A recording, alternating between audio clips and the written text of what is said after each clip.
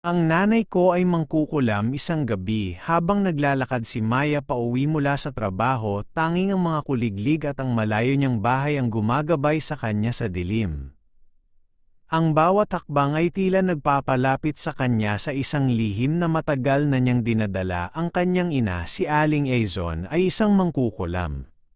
Hindi pangkaraniwang mangkukulam, kundi isang gumagamit ng itim na mahika.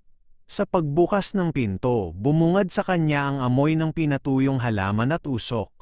Nakita niya ang kanyang ina, nakaupo sa harap ng isang malaking kaldero na may usok na kulay berde habang bumubulong ng mga salitang hindi niya naiintindihan.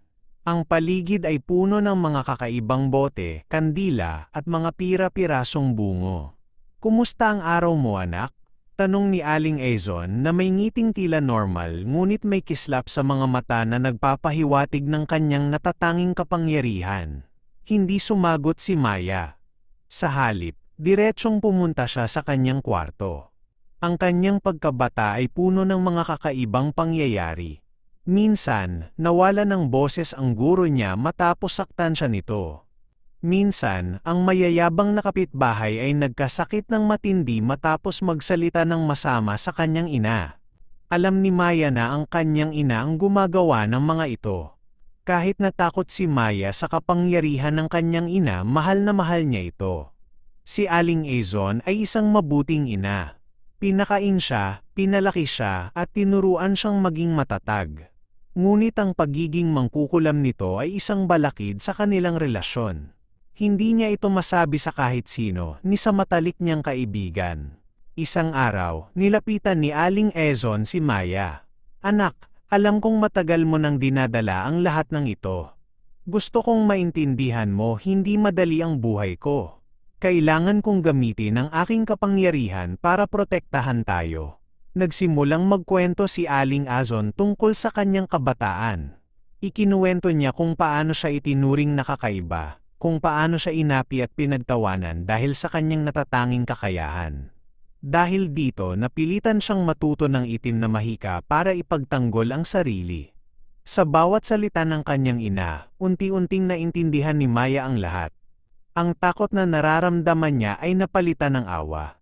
Ang kanyang ina ay hindi isang halimaw, kundi isang babaeng naghahanap lamang ng paraan para mabuhay. "Pero ma, bakit hindi mo ginamit ang kapangyarihan mo para sa mabuti?" tanong ni Maya na may halong pag-asa sa kanyang boses. Ngumiti si Aling Aizon. "Ginagamit ko, anak. Hindi mo lang nakikita. Pinoprotektahan ko ang ating pamilya, ang ating komunidad mula sa masasamang tao. At ngayon, oras na para ikaw naman ang magpatuloy." Nagulat si Maya. "Ako? Paano?"